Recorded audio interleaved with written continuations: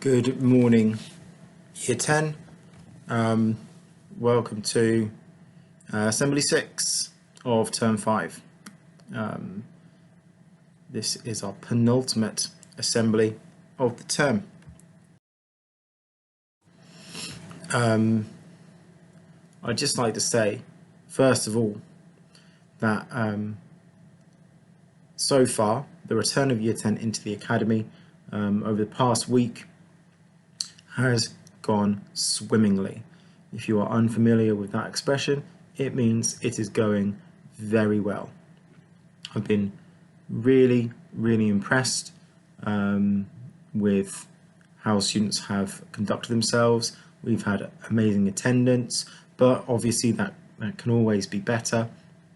And it's been really great to see you all again in the academy environment, willing and wanting to learn. I couldn't be prouder. It's been absolutely fantastic. And the aim of the game is to keep that going until the end of term, so in 2 weeks' time, and then have a nice summer break, ready to hit the ground running in Year 11. Now, I'm very conscious that over the past few weeks my assemblies have been quite dull, quite boring, and as you know, normally my assemblies are the most exciting part of your academy week. So I've been a bit disappointed myself, but I've had lots of messages and logistical issues to communicate to you. But I wanted to, this week, after I've communicated all of those issues in the previous weeks, to bring back one of our key features from the assemblies. I thought I'd bring back the news. We all like the news with Mr. Hockaday. And I thought that maybe during lockdown, whilst you've been working incredibly hard and focusing on your academy work, revision and assessments, certainly not playing an extortionate amount of computer games, that you may have missed some key news stories. Maybe we've, during lockdown, been focusing on the coronavirus related news stories too much. I mean, that's certainly what I did when I was delivering news during my assemblies in the early part of lockdown. So today, I want to bring you things that you may have missed during lockdown, things that you may not have picked up on, that are still happening throughout the world. So, as I've said, here are some things you may have missed during lockdown.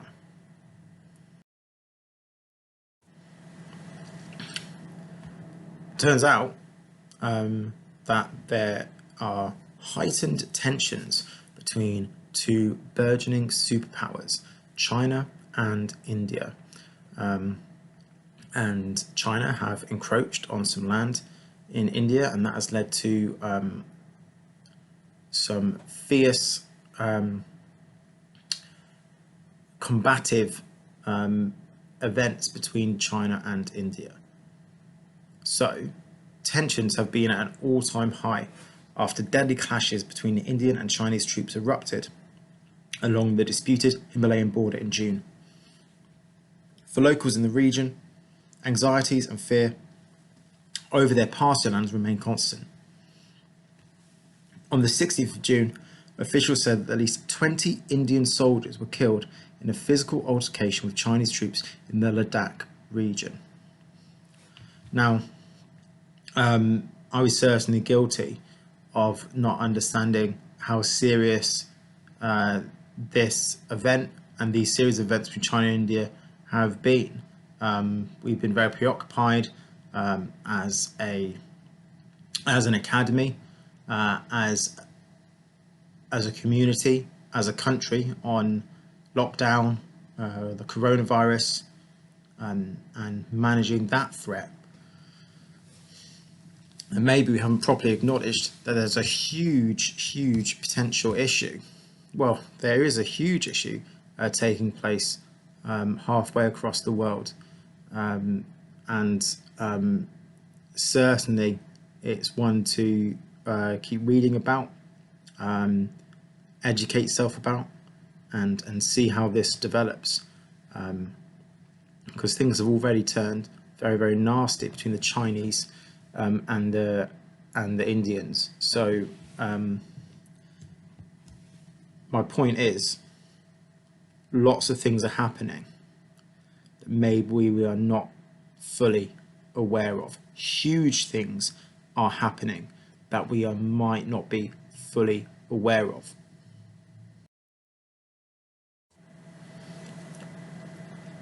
The second news story that you may not be fully up to date with during lockdown is the crisis in Yemen continues. So as you can see on the right hand side, Yemen is a Middle Eastern country that is very close to Africa, close to Somalia, and it is in a dreadful situation at present. Millions of children face starvation in Yemen during coronavirus. The new UNICEF report shows. Now, this is particularly disturbing news, and definitely something that has not made huge headlines during lockdown. UNICEF has warned that millions of children could be pushed to the brink of starvation as the coronavirus pandemic sweeps across war-torn Yemen with a huge drop in humanitarian aid funding. It said the number of malnourished Yemeni children could reach 2.4 million by the end of the year, a 20% increase on the current figure.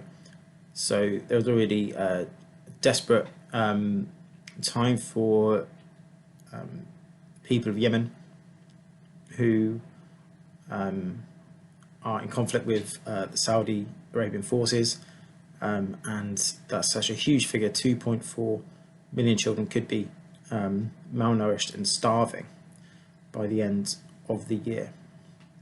So once again, a huge issue, a major problem in the world that has perhaps gone unnoticed, that has perhaps not been discussed as you might expect it to have been.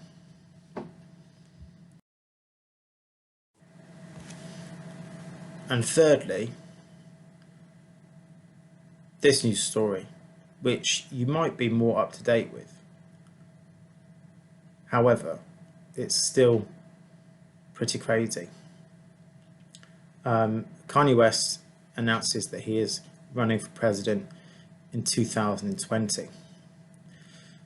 Kanye West has declared he will run for US president in 2020, a stranger-than-fiction move backed by SpaceX CEO Elon Musk. The rapper made his announcement on Twitter on 4th of July as millions of Americans were celebrating Independence Day. We must now realize the promise of America by trusting God, unifying our vision and building our future.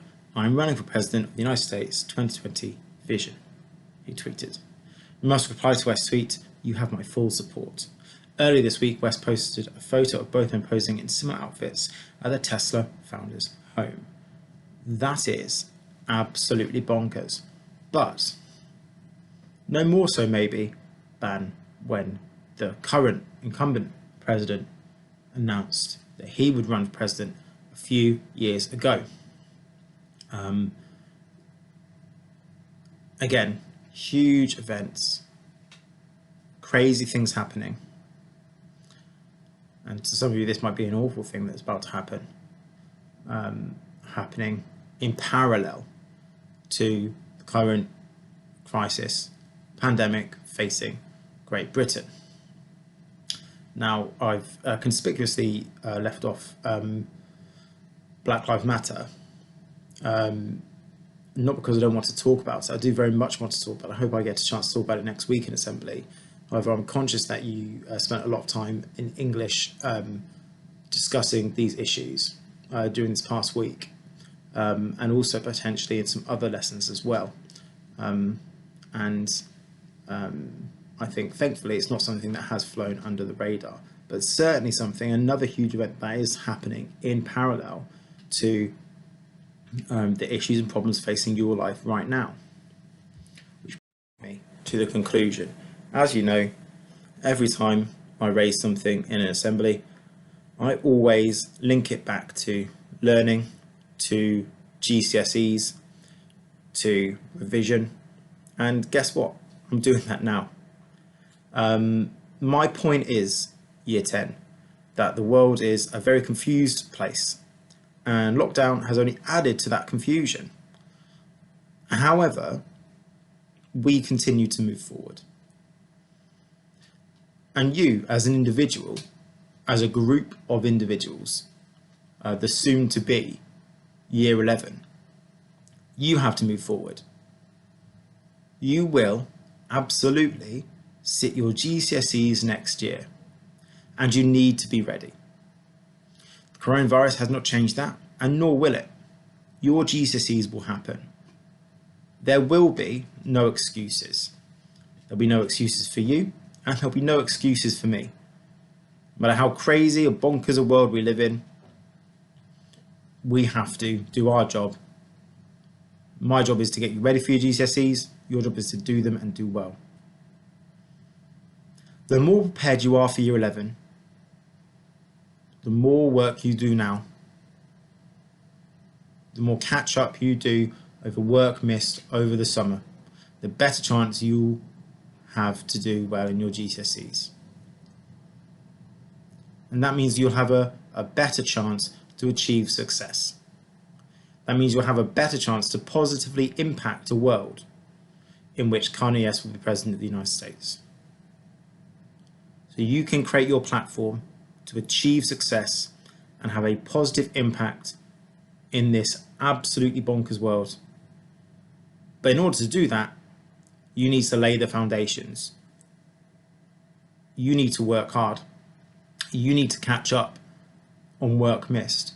You need to fully engage in the live lessons that are still being conducted by teachers. You need to fully engage in the lessons that we are running in the academy. You need to buy in, because, and I'll stress this again, my main point, there are lots of absolutely bonkers things happening, but your GCSEs will still happen and will still be absolutely crucial to your future success. So we are going to not stop. We're going to work extraordinarily hard, harder than any year group before us, to make sure that we achieve that success.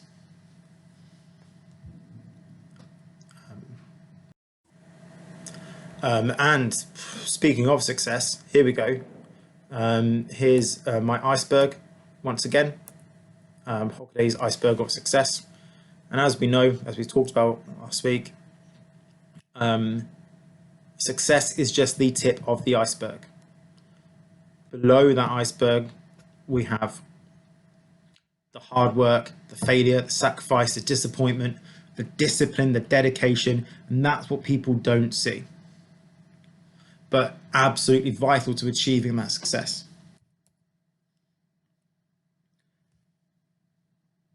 I 100% want you to succeed, each and every one of you, and will not apologize for pushing you to succeed. Those of you that are a bit behind, those of you that have become a bit disengaged, will need an extra push. That extra push will be because we want you to succeed.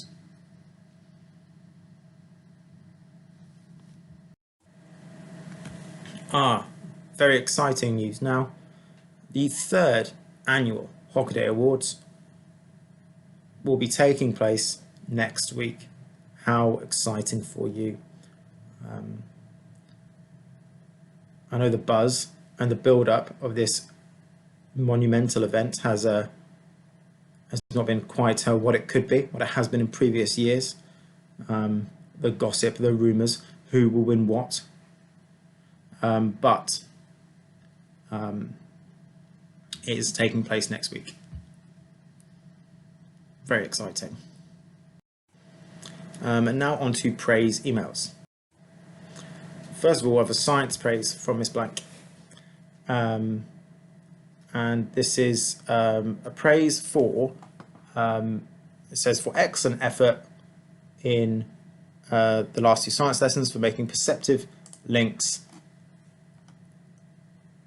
and sharing ideas about climate change in chemistry, for answering lots of questions and recording ideas from previous topics currently in physics. Well done. Now, I have conspicuously left the name of that student off the praise email, which is very awkward, and I do not want to re-record 15 minutes of an assembly, so I'm just going to find out who that student was. That student was a Hinneman. So well done to a Hinneman, and apologies that your name is not in lights on the YouTube channel. Do apologise for that. Next up, we have praise email for Year 10 students who were taught by Miss McGruder last week. I'd like to praise all Year 10 students I taught today for their focus, effort and contributions.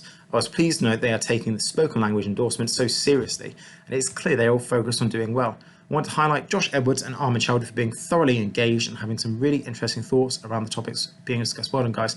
That is from Miss McGruder, so she is praising Faisal, Adem, Nazra Rajani, Josh, Ethan, Shani, Aidan Malikwa, Mohammed Abbas, Dahir, Armin, Chris, Nuruddin, Ibrahim, Zach, Jason, Yasin, Constantine and Osman. Well done to those students. That's fantastic. In a similar vein, Mr. Peck has also praised Year 10. Wow, Mr. Peck praising Year 10. This is unprecedented. He would also like to share the praise email for Year 10 students for their focus, effort and contribution in their speaking language endorsement lessons. He is especially praising Harvey, Mariam Baradi and Zara for being thoroughly engaged and offering some really excellent thoughts and ideas on discussion topic throughout the lesson. He is praising Lucas, B, Mariam, Zara, Nick, Yasha, Atul, Spencer, Aisha, Harvey, Madani, Shmoil, Adrian, Adam, Mohid, Santiago, Ria and Ziad. Well done to all those students. That's amazing. And another English praise. Wow, doing really well in English this week, Year 10.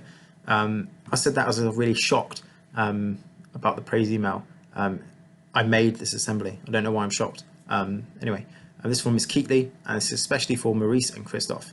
Both these boys were highly engaged in the lesson and offered some excellent ideas really regularly. Their attitude and effort was exactly what I'd hoped for, and their enthusiasm was inspiring. Well done, Maurice and Christoph, for inspiring Miss Keatley. That is fantastic. Well done to you both. And now we have a geography praise from Miss Faulkner Lee. This is for Fizza, Yassine, Munir, Isam and Eraglin. This is a couple of days later reaching you than I had intended, but I would like to praise the following students for their enthusiasm and contribution in Tuesday's lesson. So yeah, last Tuesday, they persistently answered questions, reflected on their assessment feedback and worked hard to make the most of the time we had together. That is from Miss Faulkner Lee. Well done to those geographers. That's absolutely amazing.